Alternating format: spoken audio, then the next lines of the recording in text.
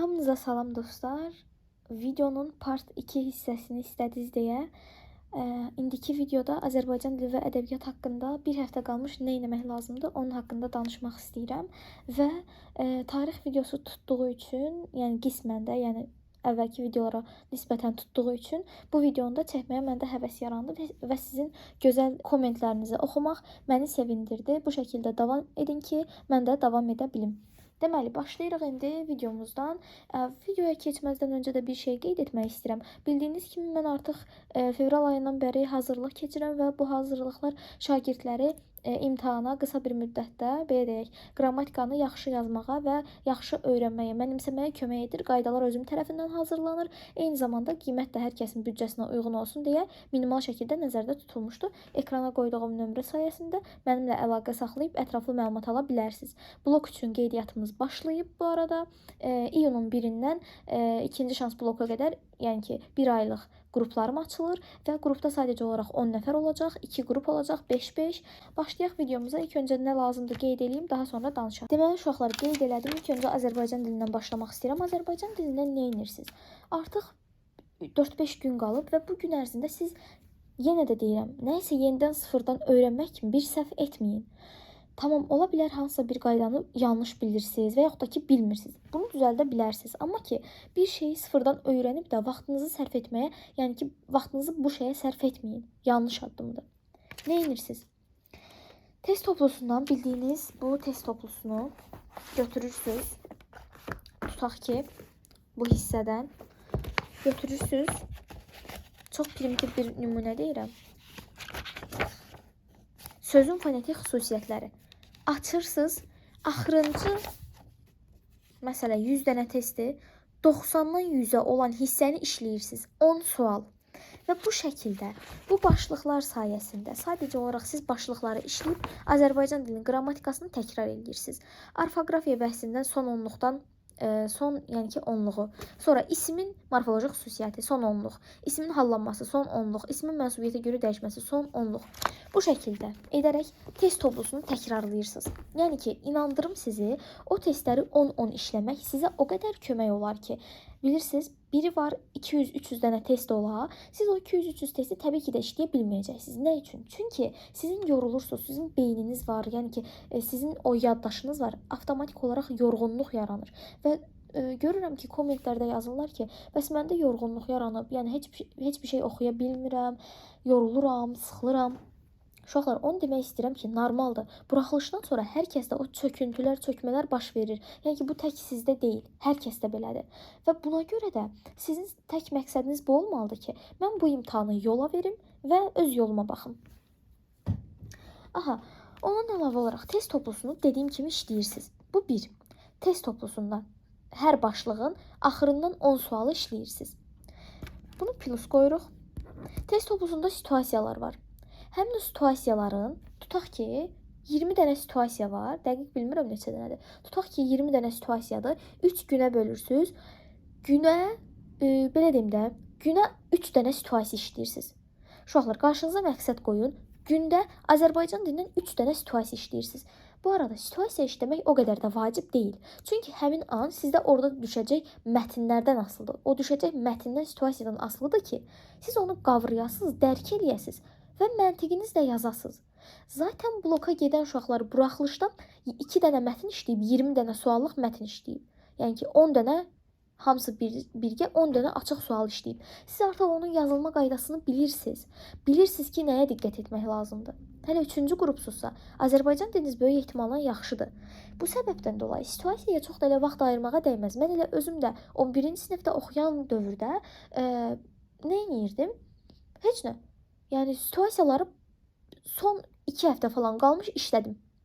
Və mən 5-6 dənə kitabdan işləyirdim. MHM, ERM, Mücrü Nəşriyyat, Nizami Hüseynov, Dimin sınaq toplusu. Sınaq toplusu deyə bir şey var idi, səhv eləmirəmsə. Yoxsa sınaqlar toplusuydu da, yəni o toplu, dinamika, yəni bildiyiniz hər şey işləyirdim. O səbəbdən dolayı da situasiyanı çox da vaxt ayırmağa, situasiyanın üzərində çox da işləməyə dəyməz. Çünki o sizin öz savadınızdan, öz tutumunuzdan asılıdır. Situasiyanın üstündən xətt çəkdik. Uşaqlar, İmtahanda yaxşı yazmağın ən böyük sirlərindən biri əvvəldən düşmüş OTK sualları, imtahan suallarını işləməkdir. Sizə tapşırıq verdim. Bu tapşırığı edirsiniz. Tapşırıq nədir? Bu 3-4 gün ərzində 2020, 21, 22, 23, 24 bu 5 dənə testi işləyirsiniz. 5 dənə qəbulu işləyirsiniz. OTK-nı demirəm, qəbulu deyirəm. Və testləri soruşanlar da Telegram vasitəsilə Birlik Team bu kanala daxil olub istədikləri testi, PDF-i seçə bilərlər və yaxud da ki, PDF-lər yazın Telegramda. İndi mən bilmirəm, Telegramım yoxdur. Yazın, PDF-lər deyilən bir hissə var. O hissədə sizin PDF-ləriniz gələcək və istədiyiniz PDF-ə daxil olub oxuya bilərsiniz. Yəni ki, bu şəkildə bu köhnə qəbul suallarını, yəni 20-dən 24-ə düşənlərin hər birini 3-4 gün ərzində Azərbaycan dilindən işləyirsiniz. Başqa bir şey demirəm sizə. Sonra qaydanın təkrarı. Qayda nə qədər lazımdır? Birincisi, sən bir bloka hazırlaşan uşaq olaraq, abituriyent olaraq qaydanı bilməlisən. Çünki 3-cü qrupsan. 3-cü qrup bunu tələb eləyir. Sən bilməlisən. Davam edir. Yox, əgər deyirsənsə mən qaydadan zəifəm, onda nə edim? Uşaqlar, qaydanı MHM vəsaitindən və yaxud da ki, ən yaxşısı elə hədəfin özündən oxuyursunuz. Nə edirsiniz? 1 saat ayırırsınız. Sayğacda 1 saatı qoyursunuz gün ərzində. 1 saatı qoyub bütün Azərbaycan dili qrammatikasını təkrar edirsiniz. Yəni bütün Azərbaycan dili qrammatikasını bu şəkildə təkrar edə bilərsiniz. Əlavə olaraq mən Azərbaycan dilindən hazırladığım qrammatikanı satıram və siz də əgər bu qrammatikanı tez bir şəkildə təkrar etmək və özünüzü belə deyək, bloka hazırlamaq üçün bu qrammatikanı istəyirsinizsə, əlaqə nömrəsi ilə mənimlə əlaqə saxlayıb qiymət haqqında da, yəni ki, soruşub ala bilərsiniz. Qaydalar haqqında. Qaydalara çox da vaxt ayırmağa dəyməz. Dediyim kimi 1 saat sayğacı qoyursunuz. 1 saat ərzində bütün Azərbaycan dili qrammatikasında zəif nöqtələriniz başda olmaqla izləyirsiniz.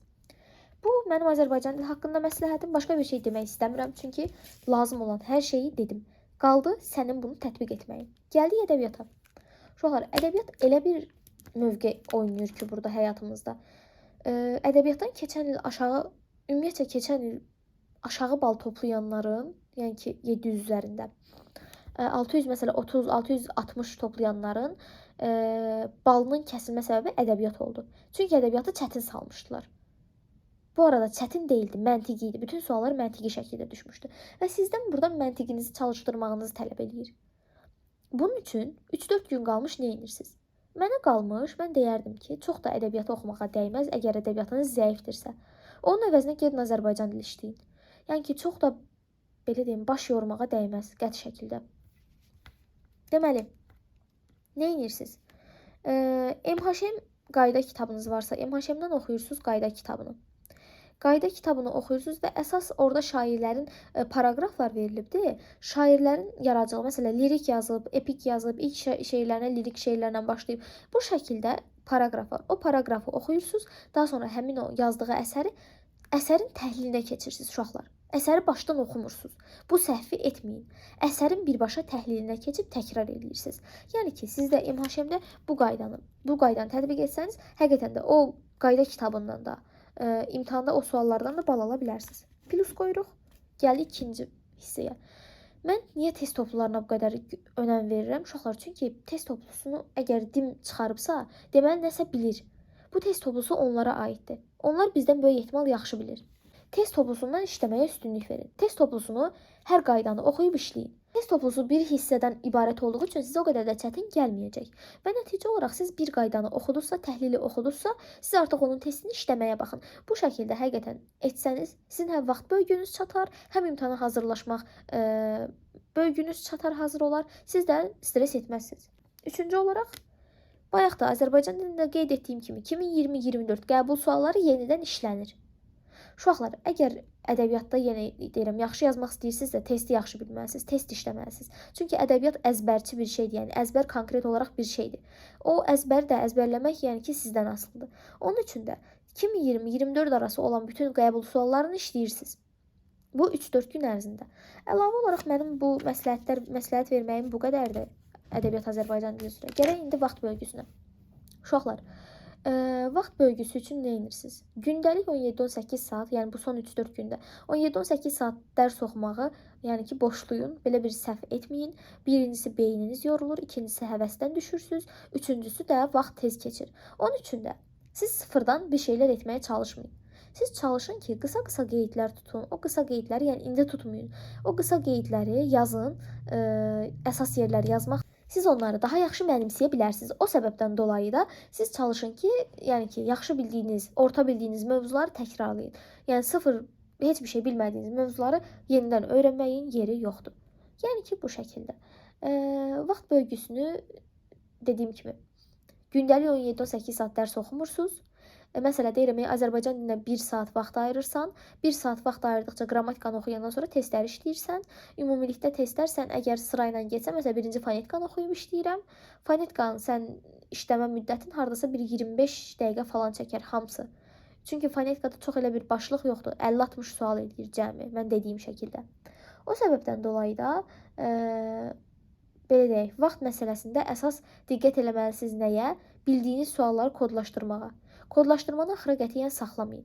Çünki axıra saxlasanız vaxtınız çatmayacaq. Nəticə olaraq siz tələsirsiniz və böyük ehtimalla balınız kəsilər. Tələsmirsiniz, rahat işiniz budur, rahat bir şəkildə yazırsınız. Çünki vəzifəniz hazırda sizin işiniz o testi yazmaq öhdəsindən gəlməkdir. Yəni belə qısa-qısa özünüzə motivasiyalar verin ki, imtahandan da yaxşı keçəsiniz. Əlavə olaraq da, yəni başqa bir sözüm, sualım yoxdur. Ümid edirəm ki, sizlər üçün yaxşı olar. Ümid edirəm ki, bu video qarşınıza çıxdısa bəyənərsiniz və sevdiklərinizlə paylaşarsınız. Əlavə nəsə fikriniz, əlavə bir nəsə sualınız varsa kommentlərdə qeyd eləyin. Bu arada səsim yenə yorğun gəlir, çünki yorğunam. Bugün çox hərəkət etmişəm və çox yorğunam. Onun üçün də biraz belə motivasiyasız danışa bilirəm. Əlavə sözünüz, sualınız olsa kommentdə yazmağı unutmayın.